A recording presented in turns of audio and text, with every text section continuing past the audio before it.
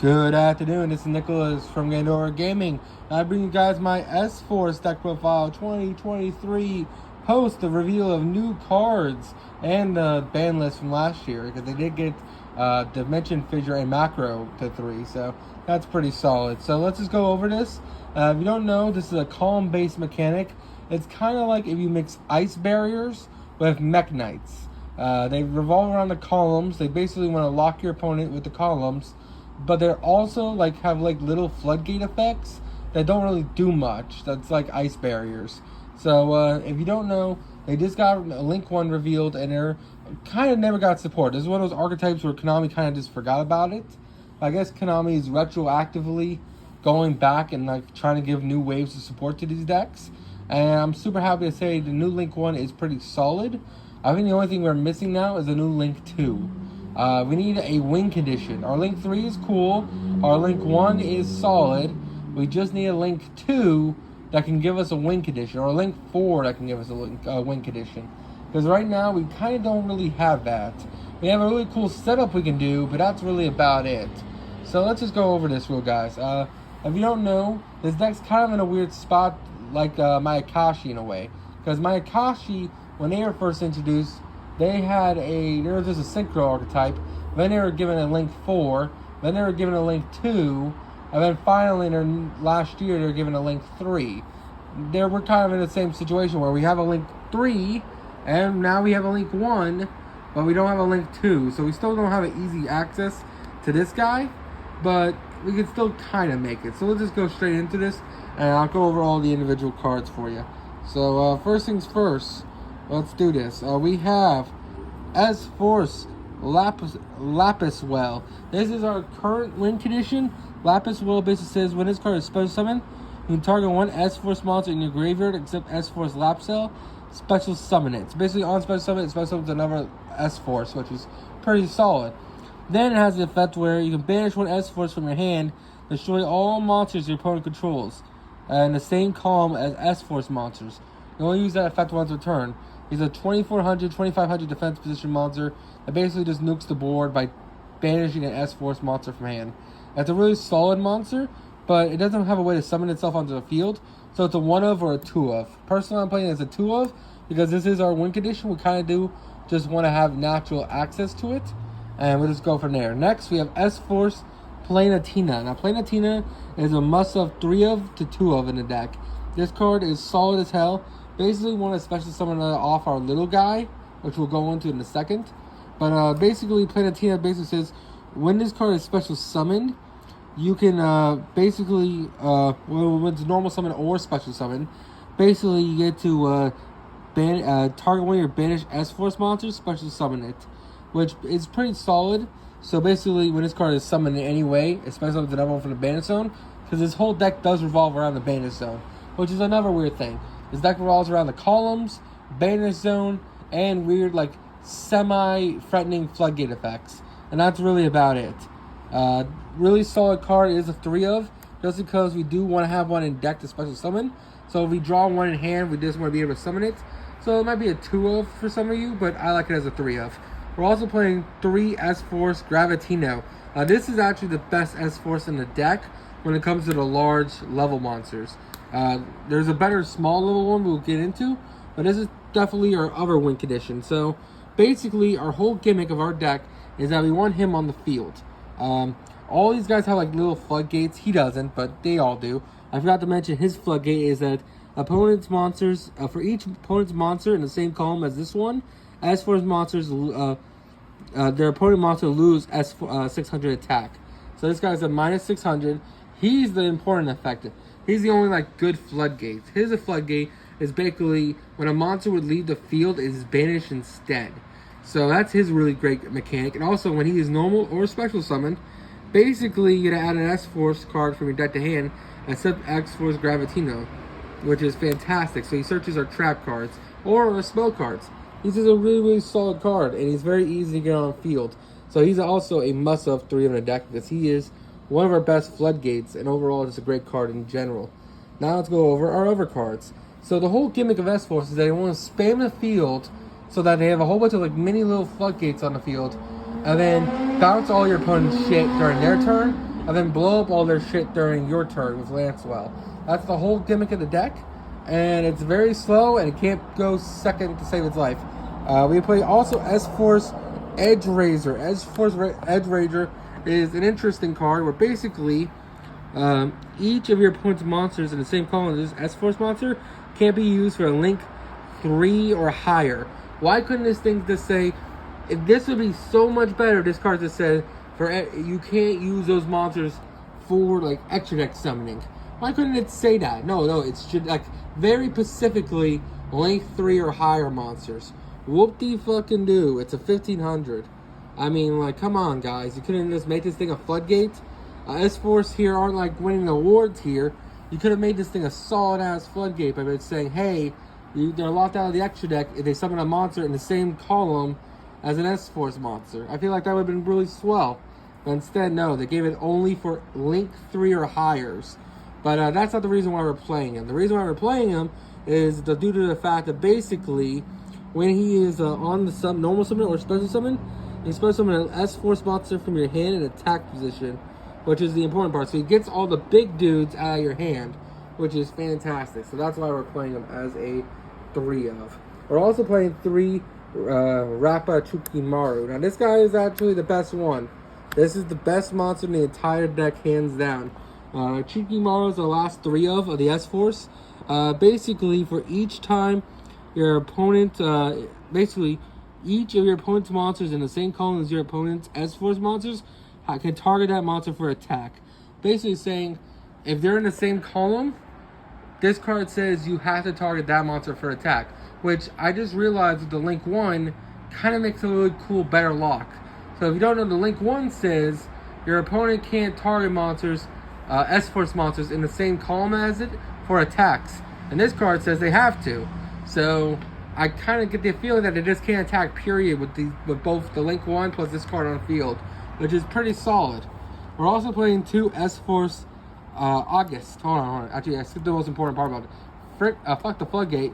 The most important part about this card is due to the fact that when it's summoned, you can basically banish an S-Force card from your hand, return this card to your hand, and if you do, special summon an S-Force from deck. So the whole play is, you have this guy in hand, you summon him, banish an S-Force from hand, then special summon out this guy reborns whatever you banish, which is great. So the real combo is with these 2. These are the best 2. Any way to get to these 2 in your hand is a solid combo. But yeah, this card's awesome and is a must-have 3 of in the deck. We're also playing 2 S-Force Orgfist. Orgfist is honestly just an 1800 at Pops cards. That's all he really is. Basically, when your opponent can't target any of your S-Force monsters in the same column as this one for S-Force monsters. Basically says, hey, if an S-Force is in the same column as the boss monster, and it's trying to target it for effect, this card just says, nope, you can't do that. Which is pretty solid, but it doesn't stop them from targeting cards that aren't in the same column. So that's a little weird. I don't know why you just couldn't just say you couldn't target monsters via the same column, unless I'm misreading this guy. Opponent can't target any of the monsters in the same column as ones of S-Force monsters. Maybe, I don't actually understand how that wording works, but he says it basically prevents targeting. And also, you can banish an S-Force from your hand to then destroy one monster, quick effect, which is also why we're playing him as a 2-of. And finally, for our last S-Force, we're also playing S-Force Retroactive. Now, I'm pretty sure Retroactive is our newest one. This card is a level 1. Basically, it's a free link material, which is fantastic. So, we don't know the rulings yet on this card, but because we have a Link 1 now, we're wondering if we could just Link 1 from hand using this card. Because this card's kind of like Micro Code Talker, where you're allowed to make Code Talkers using it as material, but instead of Code Talker monsters, this is S-Force monsters. But the question we have is, can this be used for the Link 1? And if it's used from hand for the Link 1, does that mean we can just go from hand, link into the new one, without committing to our normal summon? Because if that's the case, this card becomes much better. But this card is overall okay. Like I said, it can be used for an S-Force link material from the hand, which is fantastic. Also has a quick effect where basically you can return this card from your hand if you do special summon a level 2 or higher S-Force monster from your hand, which is also solid. And of course, it also has an effect where in the graveyard, you can banish this card instead. So if an S4 monster would you be banished for a card effect from the hand, banish this card instead. So basically this card says, hey, if you have him on field and this is engraved, instead of banishing an S-Force from hand to do its effect, you can banish this card from grave instead. Same thing goes for this guy. Instead of banishing an S-Force monster from your hand to blow up the field, you can basically just do this guy instead, which is pretty solid. Alright, so now we do have one more monster we do need to discuss, and that is Ida the Heavenly Squire. Ida the Heavenly Squire is a must of 2 to 3 of in a deck. I'm personally playing it as a 2 of, but I've seen a lot of people play it as a 3 of. The only reason I'm not playing it as a 3 of because it does have a restriction where it locks you out of the action deck the turn it's used. But it's just a solid card in general. So basically, when this card is normal summoned or special summoned a level 8 attack 1,000 defense monster from your deck in defense position. That's the exact stats as this guy right here. Meaning, this card on normal special summons this from deck, and then when it's a special can do its effect where you banish an S-Force from hand, return itself to hand, and then special summon out a Tina from deck, which is insanely good. So this is a must of 2 of, if not a 3 of in the deck. And that is it for the monsters. Let's go on to the spells. Alright, so now it's time to go over the spell cards. We have first S-Force Bridgehead. Now Bridgehead is a fantastic field spell. It's one of the best art in Yu-Gi-Oh! I mean, look at this card. For a field spell, this card is beautiful as all hell. S-Force Bridgehead says, on activation, add an S-Force monster from your deck to hand, which is great. So it searches any S-Force from your archetype to hand, which is great. And then basically, when an opponent declares an attack on your S-Force monsters in the same column, you activate this effect. The monster can't be destroyed by battle. Also, no use each effect of this card once per turn. So this card basically says, hey, let's protect our monsters in the same column so they don't die. Because if our monsters died, our whole mechanic of keep spamming the board and keeping them as floodgates doesn't really work anymore. We're also playing the one Terraforming because this card is also just really, really solid. We're also playing the one Rhoda because Rhoda gets you to will any of our level 4 or lower warriors, which this whole deck is, well, the important one is a warrior monster, so that's pretty solid. We're also playing one Call by the Grave because, hey, Call by the Grave just stops our opponent. We're also playing 3 S-Force Showdown. A lot of people don't play this card, but I'm playing a lot of the higher level dudes than most people do. And the idea of this card just says, hey, special summon S-Force from your hand in defense position, or target one S-Force monster in your graveyard added to your hand. This is a really, really cool recursive card. I like it as a 3 of until we get better cards, but until then, it's a solid 3 of. We're also playing 3 Pot of Extravagance because, hey, Extravagance draws cards and our extra deck does not matter. We're also playing 3 Dimensional Fissure. Banishing does not matter in this archetype. We like to banish our opponent's stuff, and this card just locks them out. And we're also playing there can only be 1s, and S-Force Chase, which is double compulse, which is also pretty solid. So I hope you all enjoy. Alright, so now it's time to go over the extra deck, and now it's time to go over S-Force Justify. Now Justify is our boss monster, and it also is one of our win conditions. Now this guy is a beast. So basically he requires 3 effect monsters, including an S-Force monster. So he is technically generic. As long as you use 1 S-Force, you can make this guy. And basically, you can't normal or slash set monsters this zone points to, which is insane. So basically, this card is locking out 3 of your opponent's zones, just like that, which is quite insane. It also has the effect where, if this card points to quick effect, the target 1 effect monster your opponent controls, engage its effects until the end of the turn. Then you can move that monster into the adjacent monster zone. So the whole gimmick of this deck is that you make him lock out 3 of your opponent's zones, and then you have 2 of the S-Forces on the field, and you move them, which is pretty solid. This card is a really good floodgate, and overall just a great card in general. And yeah, it started a damage step. If this card attacks, banish all monsters this card points to. So you want to move them into your zone, attack, and then banish them, which is insane. And we only played 2 of it because we really don't make 3 of it a game, but it's a really solid card. We're also playing 1 Gravitor because why not? We really have a lot of flex spots. This is the only extract monster that matters. I think because we're playing Extravagance, you should be playing 3 of this. So if you want, take out the generator and put in 3 of this guy. And that'll be solid. We're also playing Relinquish Animus just because why not? We have a level 1. Steal our opponent's monster. Why not? Linkuriboh because, again, level 1 monster.